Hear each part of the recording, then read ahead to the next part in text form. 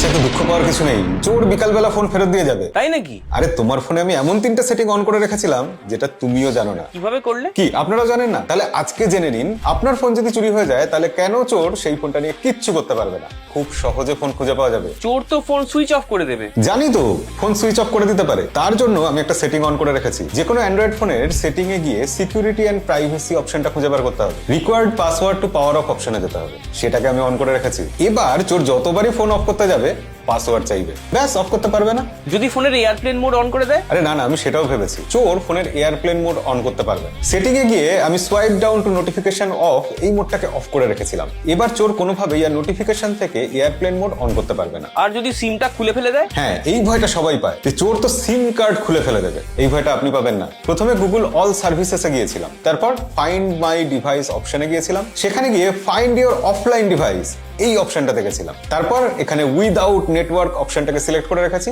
এবার চোর যদি সিম কার্ড খুলে ফেলেও দেয়, ফোন যদি অফলাইনও থাকে, তাও ফোনের কারেন্ট লোকেশন আমরা সব সময় দেখতে পাবো। কি এবার আপনারও মনে হচ্ছে তো, ফোন চুরি হয়ে গেলে খুঁজে পেতে অতটা অসুবিধা হবে না? আর যদি আপনার কাছে স্যামসাং এর মোবাইল থাকে, তাহলে ফাইন্ড মাই মোবাইল থেকে অফলাইন ফাইন্ডিং এই অপশনটাকে অন করে দিতে হবে। তবে ভবিষ্যতে আপনার ফোন নিয়ে আরো অনেক সমস্যা হতে পারে, সেগুলো সমাধান জানার জন্য আমাদেরকে ফলো করে রাখুন। ফলো করুন আনন্দবাজার.com।